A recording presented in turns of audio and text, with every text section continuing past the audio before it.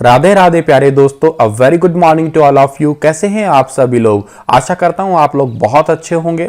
आज है 25 जुलाई और 25 जुलाई 2020 के हरियाणा करंट अफेयर इस पर्टिकुलर वीडियो में हम लोग जानने वाले हैं। चलिए स्टार्ट करते हैं हम लोग। सबसे पहले अगर आप लोगों ने अभी तक मेरे टेलीग्राम चैनल को ज्वाइन नहीं किया है तो प्लीज इसे भी ज्वाइन कर लीजिएगा, क्योंकि यहाँ पे मेरे द्वारा पढ़ाए गए सभी लेक्चर की पीडीएफ और अभी रिसेंटली मैंने दिल्ली पुलिस और सीएचएसएल एग्जाम की प्रीवियस ईयर जो सेट होते हैं वो भी अपलोड किए हैं। तो आप प्रीवियस ईयर एग्जाम के और कुछ काफ़ी इंपॉर्टेंट आर्टिकल्स वगैरह भी होते हैं, मैं वहाँ पे शेयर करता रहता हूँ। क्विज ग्रुप है अगर मेरा, एक स्टार IQ क्विज के नाम से है, आप इसे क्विज के लिए ज्वाइन करिएगा। आप मुझे फेसबुक और इंस्टा पे स्टार IQ एजुकेशन ID है, उस पर आप मुझे फॉलो कर सकते हैं। अच्छा, कल मैंने आपसे क्वेश्चन पूछा था, उसका सही जवाब क्या था कि किस हरियाणवी नेता को youth icon of the year 2019 से सम्मानित किया गया है? तो इसका सही जवाब था दुष्यंत चौटाला। बहुत सारे बच्चों ने इसके बारे में डिटेल से लिखा है, तो आप ऐसे ही लगन लगा के मेहनत करके पढ़ते रहिएगा, आगे बढ़ते रहिएगा। आज का हमारा पहला क्वेश्चन है कि हाल ही में हरियाणा ने कितने जिलों में प्लास्टिक कचरे से सड़कें बनाई जाएगी? तो आपको थोड़े दिन पहले मैंने ऐसा क्वेश्चन पढ़ाया होगा कि हरियाणा के अंदर प्लास्टिक या गार्बेज मैनेजमेंट के तहत जो है, या प्लास्टिक को खत्म करने के लिए, कम करने के लिए हरियाणा सरकार PW डिपार्टमेंट के साथ में जो है वो समझौता करने वाली है। अब इससे समझौता करेगी क्यों? क्योंकि उसी प्लास्टिक से PW डिपार्टमेंट जो है, पब्लिक हेल्थ डिपार्टमेंट है, वो करने क्या वाला है, वो सड़कें बनाएगा। फिलहाल के लिए हरियाणा के कितने जिलों में प्लास्टिक कचरे से सड़कें बनाई जाएगी? तो फिलहाल के लिए 8 जिलों के अंदर जो है हरियाणा के अंदर प्लास्टिक कचरे से सड़कें बनाई जाएगी। और ये जो सड़कें होती है, नॉर्मल जो तारकोल वगैरह, बजरी वगैरह से सड़कें बनाते हैं उनके मुकाबले ज़्यादा चलती है और कम लागत में जो है ये बनाई जाती है और उनसे ज़्यादा इनकी लाइफ होती है। और कचरा प्रबंधन की इस योजना को सड़कों के निर्माण में ही जोड़ा जाएगा, ताकि कचरा जो है उसको कैसे न कैसे मैनेजमेंट में लाया जाए और प्लास्टिक को इसी टाइप से खत्म किया जा सकता है। और प्रधानमंत्री ग्रामीण सड़क योजना के तहत 8 जिलों की 83 सड़कों के लिए 383.58 करोड़ की राशि जो है वो हमारे सेंट्रल गवर्नमेंट ने जो है वो मंजूर उनसे करवा ली गई है या कर दी गई है। इसकी घोषणा की किसने है? इसकी घोषणा की है डिप्टी CM ने, दुष्यंत चौटाला ने। ये डिप्टी CM है, माफ कर लीजिएगा, CM नहीं है, डिप्टी CM ने, दुष्यंत चौटाला ने इसकी घोषणा की है। ठीक है।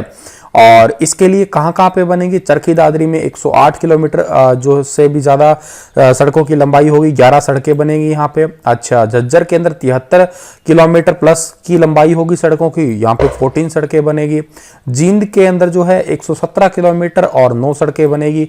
करनाल के अंदर 46 किलोमीटर, लगभग 6 सड़कें बनेगी। नूह के अंदर 78 किलोमीटर की लगभग 11 सड़कें, और रोहतक के अंदर 104 किलोमीटर की 15 सड़कें। सिरसा जिले के अंदर 131 किलोमीटर की 11 और यमुनानगर के अंदर 38 किलोमीटर की 6 सड़कें जो हैं वो शामिल हैं। तो आप इन सभी को थोड़ा थोड़ा याद कर लीजिएगा और पढ़ लीजिएगा। अगला क्वेश्चन है, हाल ही में हरियाणा सरकार ने किसकी शुरुआत की है जिससे प्रदेश की किसी भी तहसील के अंदर रजिस्ट्री हो सकती है? आपको मैंने थोड़े दिन पहले ई रजिस्ट्री का क्वेश्चन पढ़ाया होगा, अगर याद होगा। अब ई रजिस्ट्री के बाद में जो है वो सेंट्रलाइज रजिस्ट्री यानी कि केंद्रीयकृत रजिस्ट्री का सिस्टम भी हरियाणा के अंदर शुरू किया गया है। C ऑप्शन सही है इस क्वेश्चन का हमारा। ई रजिस्ट्री के अंदर जो है वो कंसेप्ट ये था कि अगर हम लोग एक जगह किसी तहसील के अंदर जमा करवाते हैं कोई डॉक्यूमेंट, तो हम बाकी किसी और तहसील के अंदर भी उसका यूज कर सकते हैं। लेकिन केवल ई रजिस्ट्री के अंदर ऐसा था कि ई का मतलब ऑनलाइन है, मतलब सेम तहसील के अंदर ही हो सकता था वो, मतलब बाहर किसी और जगह पे नहीं हो पा रहा था। चलो हरियाणा के अंदर हो रहा है मान लेते हैं, लेकिन अगर आप मान लेते हैं हरियाणा के अंदर तो हो गया, लेकिन आप वही रजिस्ट्री का यूज जो है वो राजस्थान के अंदर करना चाहते हैं, उसी आप डॉक्यूमेंट का यूज जो है वो मणिपुर में करना चाहते हैं, तो अब जो है ई रजिस्ट्री के बाद में सेंट्रलाइज रजिस्ट्री है। अगर एक बार आपने डॉक्यूमेंट जमा करवा दिए हैं तो आप किसी भी तहसील के जो है उन डॉक्यूमेंट का यूज करके जो है वो आपका यूज करके किसी भी जमीन को बेचना, खरीदना या किसी भी रिलेटेड चीजों का जो है वो यूज कर सकते हैं। ठीक है। इसमें मतलब ये होता है बीच में दलाल वगैरह होते हैं, उनसे थोड़ा सा छुटकारा मिल जाएगा, वो फालतू के पैसे लेते रहते हैं, वो एक बढ़िया काम हो जाएगा। और अब से क्या होगा कि 100 रुपये से ऊपर के जितने भी स्टाम्प जो है ना वो सारे के सारे ऑनलाइन भी मिलेंगे। और एक आपको मैंने थोड़े दिन पहले ये भी क्वेश्चन पढ़ाया होगा कि 22 जुलाई से लेके 5 अगस्त तक के बीच में जो है वो रजिस्ट्रियां नहीं करवाई जा रही हैं, उनको रोक लगा दी गई है क्योंकि इसमें गड़बड़ घोटाले की वजह से ही। और कुछ रजिस्ट्री पे तो 22 जुलाई से 15 अगस्त तक रोक रहेगी क्योंकि बाद में छुट्टी वगैरह का भी सिस्टम है, तो 15 अगस्त के बाद में ही रजिस्ट्रियों को ओपन करने की बात हो रही है। अगला हमारा क्वेश्चन है, हरियाणा के कितने गांवों को एलपीजी मुक्त किया जाएगा? एलपीजी मुक्त हरियाणा के अंदर जो है वो 138 गांवों को किया जाएगा। सी ऑप्शन जो है इस क्वेश्चन का हमारा बिल्कुल ठीक है। हरियाणा सरकार का ये लक्ष्य है कि हरियाणा के अंदर जितने भी ब्लॉक है उनका एक एक गांव तो कुछ ऐसा हो जो एलपीजी गैस मुक्त किया जाए। अब सर एलपीजी गैस मुक्त हो जाएगा तो फिर वहां पे क्या होगा? तो एलपीजी की जगह वहां पे बायोगैस या सीएनजी को पहुंचाया जाए। हरियाणा राज्य के अंदर कुल जो है तकरीबन 138 खंड हैं और उन गांवों के अंदर रसोई में जो है बायो सीएनजी पहुंचाना हरियाणा सरकार का लक्ष्य है। अब क्या है कि इसके लिए विशेष योजनाएं भी बनाई जा रही है। उकलाना हलके का एक नया गांव है जो इस योजना का मॉडल गांव होगा और ये क्वेश्चन आप लोगों के लिए इंपॉर्टेंट हो जाएगा, ठीक है, कि किस मॉडल पे आधारित जो है हर गांव के अंदर जो है बायोगैस सीएनजी पहुंचाने का लक्ष्य है हरियाणा सरकार का। तो उकलाना हलके का नया गांव, इस गांव के अंदर जो है बायोगैस पे ही निर्भर है पूरा का पूरा गांव। अब बायोगैस क्या होती है शायद आपको पता होगा कि गांव के अंदर लोग गड्ढा बना के उसमें गोबर की खाद पत्ते वगैरह डाल देते हैं और कुछ समय बाद में जो है वो गल सड़ के तैयार हो जाते हैं, तो उस पर जो है उस बायोगैस प्लांट को तैयार करवा लेते हैं और फिर उसी से जो है रसोई गैस चलाया करते हैं। बायोगैस का मुख्य घटक CH4 यानी कि मीथेन होता है, ये बात आपको खैर पता ही होगी पहले से ही। और सीएनजी का भी मुख्य घटक जो होता है वो भी मीथेन ही होता है, लेकिन एलपीजी का जो मुख्य घटक होता है वो ब्यूटेन होता है। चलिएगा, अगला हमारा क्वेश्चन है कि हरियाणा में नई हरियाणा उद्यम प्रोत्साहन नीति कब से लागू की जाएगी? तो हरियाणा के अंदर जो है नई एंटरप्राइज प्रमोशन पॉलिसी जो है वो इम्प्लीमेंट करवाई जा रही है 15 अगस्त से। मैंने आपको पहले पढ़ाया था जून के अंदर की नई औद्योगिक नीति लागू कब होगी, अगस्त में। अब ये पर्टिकुलर तारीख है 15 अगस्त से जो है ये लागू होगी और 15 अगस्त से 14 अगस्त 2025 तक जो है ये वैलिड रहने वाली है। इसके तहत होगा क्या कि ग्रुप सी और डी के जितने भी आपके ब्लॉक वगैरह हैं उनको एक ही जैसे सुविधाएं दी जाएगी। मेनली इस नीति का मतलब ये है कि गांव ऐसे गांव हैं हरियाणा के अंदर जहां पे तकरीबन 500 एकड़ जो है वो गैर कृषि भूमि उपलब्ध है। गैर कृषि भूमि का मतलब ये है कि जहां पे खेती नहीं की जा सकती, बंजर भूमि टाइप से है, वो गांव की सामलात वगैरह से खाली पड़ी रहती है, वहां पे ही जो है वो सरकार हरियाणा सरकार इंडस्ट्री बनाएगी। इंडस्ट्री बनाने से क्या होगा कि उस गाँव के लोगों को रोजगार मिलेगा। दूसरी हरियाणा सरकार का या हरियाणा का जो आर्थिक पहिया है या इकोनॉमिक तरीके से देखा जाए वो आर्थिक पहिया बहुत अच्छे तरीके से घूमेगा। तो इन सभी के लिए जो है ये नई औद्योगिक नीति बनाई जाएगी। अब से पहले इंडस्ट्री केवल इंडस्ट्रियल जोन में लगाई जाती थी, लेकिन अब जो है वो कहां पे लगाई जा सकती है, गांव के अंदर भी लगाई जाएगी। अगला क्वेश्चन है, हरियाणा में किस जिले में प्रदूषण को नियंत्रण करने के लिए पॉल्यूशन सेंटर को ऑनलाइन कर दिया गया है? थोड़े दिन पहले आपको मैंने क्वेश्चन पढ़ाया था, तब ये घोषणा हुई थी, अब जो है कर दिया गया है, फाइनल कर दिया गया है। ये किया गया करनाल के अंदर। ऑनलाइन करने का मतलब क्या है कि जैसे आप लोगों ने देखा होगा इस टाइप से हम लोग अपने बाइक या गाड़ी वगैरह का जो है वो पॉल्यूशन बना के आते हैं। बॉयज लोगों को अच्छे से पता होगा इसके बारे में। एक वो कैमरा लेके आते हैं, वेब कैम से स्कैन करते हैं हमारी नंबर प्लेट और उससे जो है पॉल्यूशन का जो कागज सा होता है बना देते हैं 40-50-100 रुपये में जो भी है, और उसकी वैलिडिटी तकरीबन 3 महीने, कईयों की 6 महीने इस टाइप से हुई होती है। लेकिन इसमें प्रॉब्लम क्या होता है कि जैसे मान लेते हैं हमारे ये जान पहचान वाला बन जाता है, ठीक है। अब मैं अपनी ही बात करता हूँ, औरों की तो मुझे नहीं पता। अब मेरी गाड़ी का मैंने शायद एक बार ऐसे करवाया होगा, उसके बाद में कभी गाड़ी ले जाने की मुझे ज़रूरत ही नहीं पड़ी। बस वो क्या करता है घर बैठे ही जैसे 3 महीने बाद में कंप्लीट होता है वो तो बना के दे देता है वो अगले 3 महीने का भी। तो उससे हुआ क्या, उससे ये हुआ है कि गाड़ी का चाहे पॉल्यूशन बढ़े कम हो उससे तो कोई मतलब नहीं है, पॉल्यूशन तो चेक कर ही नहीं रहे हैं वो तो बस वो इतना ही काम कर रहे हैं कि घर बैठे बस वो कागज सा है, कागज बन रहा है, एक यूं कहिएगा आप लोग एक जुगाड़ टाइप से है वो। तो इससे तो पॉल्यूशन तो कंट्रोल नहीं हुआ ना, ये तो फिर यूं देखा देखी होगी। इसलिए पॉल्यूशन को कंट्रोल करने के लिए अब जो ये कागज है पॉल्यूशन वाला ये ऑनलाइन बनेगा और इसमें गाड़ी का नंबर डालते ही जो है पता लग जाएगा कि जो है चेकिंग हुई है कि नहीं हुई है। हर बार चेक करके ही वो बनेगा, बिना चेक के बनेगा नहीं, ठीक है। कीमत वही रहेगी, कीमत में कोई फर्क नहीं पड़ेगा। और करनाल के अंदर इसे शुरू किया गया है। और दूसरी बात यह है कि अब जिसने भी बनवा लिया है ना ये सर्टिफिकेट वगैरह पहले ही किसी ने, उसका ये रद्द माना जाएगा। अगर जिसके पास में ऑनलाइन वाला सिस्टम नहीं है तो उसको 2000 रुपये का जुर्माना देना पड़ेगा। और करनाल के अंदर तकरीबन 40 सेंटर जो है वो बंद भी कर दिए गए हैं। अब ये शुरुआत करनाल में हुई है, हो सकता है ये पूरे हरियाणा के अंदर ही जल्द ही इसे जो है वो घोषणा कर दी जाए। करनाल का जिक्र हुआ, करनाल की स्थापना 1 नवंबर 1966 को हुई है। क्षेत्रफल 2520 वर्ग किलोमीटर है। विधानसभा क्षेत्रों में करनाल, नीलोखेड़ी, घरौंडा और असंध का नाम आता है। उपनामों में धान का कटोरा है, हरियाणा का पेरिस है और कर्ण नगरी का भी नाम है। उद्योगों में लिबर्टी जूता उद्योग है, वनस्पति उद्योग और मंदिरों में सीता माई का मंदिर फेमस है। मेलों में पराशर ऋषि का मेला है, बाबा सिमरन दास समाधि मेला है, पांडु मेला है और छड़ियों का मेला फेमस है। अगला क्वेश्चन है, digital India public internet access programme के तहत किस जिले में पंचायतें वाईफाई की जाएगी? तो digital India public internet access programme के तहत करनाल जिले की पंचायतें जो हैं वो वाईफाई की जाएगी। बी ऑप्शन जो है इस क्वेश्चन का हमारा बिल्कुल ठीक है। 15 अगस्त तक करनाल जिले की जो है 5-5 सभी ग्राम पंचायतों में 5-5 सरकारी भवनों के अंदर जो है वो वाईफाई कनेक्शन दिए जाएंगे। और ये काम जो है common service centre e governance service India limited द्वारा किया जाएगा, जिसमें तकरीबन कुल 1500 कनेक्शन दिए जाने वाले हैं। ठीक है। और कॉमन सर्विस सेंटर जन सेवा केंद्र ये गाँव के अंदर बने भी होते हैं, जहाँ पे आधार कार्ड वगैरह बनवाने होते हैं या ठीक करवाने होते हैं, बैंक अकाउंट वगैरह खोलने होते हैं।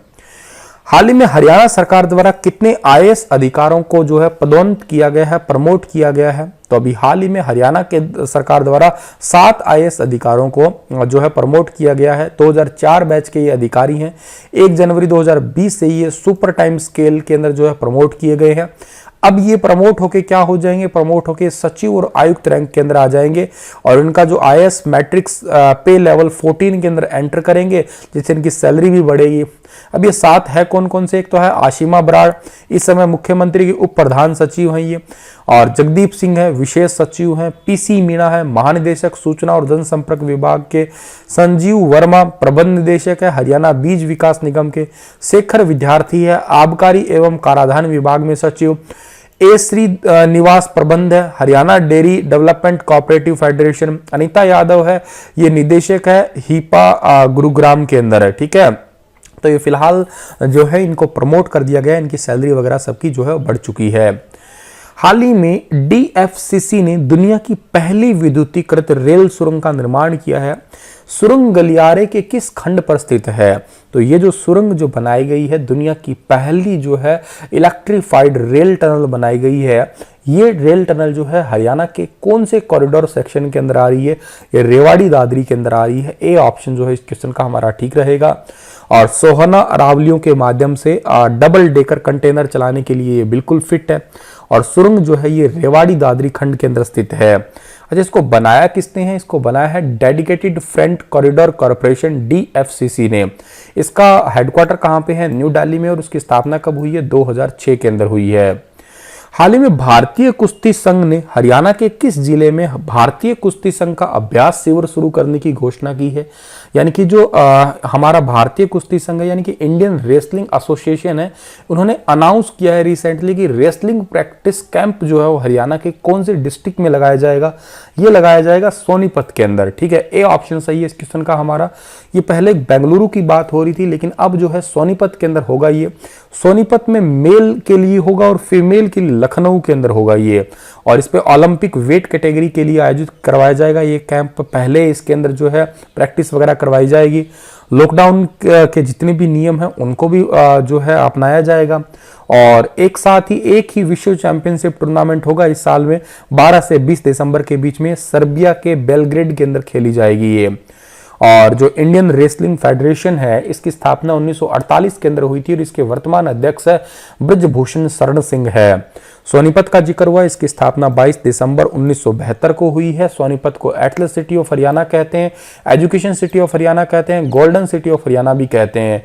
उद्योगों में एटलस साइकिल का कारखाना है, मंदिरों में एटलस मंदिर फेमस है। लखनऊ जो है, लखनऊ का भी जिक्र हुआ है, फीमेल वर्ग के लिए यहाँ पे खेली जाएगी। तो लखनऊ जो है उसको नवाबों का शहर कहते हैं। लखनऊ गोमती नदी के किनारे है और लखनऊ यूपी की राजधानी भी है। यहाँ की मेयर शकुंतला भाटिया है। ठीक है। और अगला जो हमारा क्वेश्चन है, लगातार बढ़ रहे कोरोना संक्रमण को देखते हुए स्वास्थ्य विभाग अब जो है वो पीएचसी लेवल पे एंटीजन टेस्टिंग करेगा। इसकी शुरुआत हरियाणा के किस शहर से की गई है? पब्लिक हेल्थ सेंटर, पीएचसी का मतलब है पब्लिक हेल्थ सेंटर के अंदर एंटीजन टेस्टिंग शुरू करेगा। तो इसकी शुरुआत जो है हरियाणा के नन्यौला शहर से की गई है। अंबाला का शहर है ये, नन्यौला अंबाला जिले के अंतर्गत आता है ये। ए ऑप्शन सही है इस क्वेश्चन का हमारा। अब ये जो प्राइमरी हेल्थ सेंटर है या पब्लिक हेल्थ सेंटर है जितने भी आपके, यहां पे क्या होगा कि एंटीजन टेस्टिंग होने वाली है आपकी। अब ये एंटीजन टेस्टिंग का मतलब क्या होता है? एंटीजन का मतलब है कि जिस वजह से वायरस आ रहा है, एंटीजन वही होता है जो हमारी बॉडी में किसी भी बीमारी को लेकर एंटर करते हैं, उन्हीं को ही हम लोग एंटीजन बोलते हैं। उन्हीं के खिलाफ ही हमारे शरीर में एंटीबॉडी प्रिपेयर होती है। एंटीजन टेस्ट का जो रिजल्ट है वो 30 घंटे में मिल जाएगा। और एंटीजन के अंदर जो है वो हमारा जो रेस्पिरेटरी सिस्टम होता है, इसके ऊपर वाले हिस्से के अंदर जो है वो, जैसे हमारा ये ट्रैकिया वगैरह का पार्ट होता है या जो हमारा गला वगैरह हो गया, यहां से चेकिंग की जाएगी। नाक के अंदर से इससे सैंपल लिए जाएंगे, ठीक है। और इस सैंपल की टेस्टिंग किसी लैब में नहीं भेजना पड़ेगा, इसको रैपिड तरीके से ही टेस्ट किया जा सकता है। अंबाला का जिक्र हुआ है। अंबाला की स्थापना 1 नवंबर 1966 को हुई है। क्षेत्रफल 1574 वर्ग किलोमीटर है। अंबाला को वैज्ञानिक उपकरणों की नगरी कहते हैं, ट्विन सिटी कहते हैं, साइंस सिटी भी कहते हैं, मिक्सी सिटी भी कहते हैं। मेलों की बात की जाए तो वामन द्वादशी का मेला है, तीज का मेला है और शारदा देवी का मेला प्रसिद्ध है हरियाणा के अंदर। और माता अंबिका के नाम पे ही इसका फेमस है। यहाँ पे मंदिर भी फेमस है, ये शारदा देवी मंदिर फेमस है, राधा कृष्ण मंदिर फेमस है। चलिए, आप लोगों के लिए आज क्वेश्चन है कि हरियाणा के किस जिले में इंडियन ऑयल के दूसरे अत्याधुनिक अनुसंधान और विकास केंद्र की आधारशिला रखी गई है? ए ऑप्शन है फरीदाबाद, बी ऑप्शन है करनाल, सी ऑप्शन है अंबाला और डी ऑप्शन है गुरुग्राम में। पहले तो आप इंडियन ऑयल के बारे में बताइएगा, क्योंकि ये वो कंपनी है जो भारत की सबसे बड़ी तेल कंपनी है, ठीक है। तो इसके बारे में डिटेल से बताइएगा, ये क्या चीज़ है, कहाँ इसका हेडक्वार्टर है, कौन इसके अध्यक्ष है, कब बनी थी और कितने इसके सेंटर हैं। फिर आप इस जिले के बारे में एज यूजुअल डिटेल से बताइएगा। चलिएगा, धन्यवाद। हंसते रहना, मुस्कुराते रहना। वीडियो को शेयर करना मत भूलिएगा। आप वीडियो को शेयर नहीं किया करते हैं तो थोड़ा करिएगा भाई, अपने दोस्तों को शेयर कीजिएगा, सब्सक्राइब करवाइएगा चैनल को, ठीक है। धन्यवाद।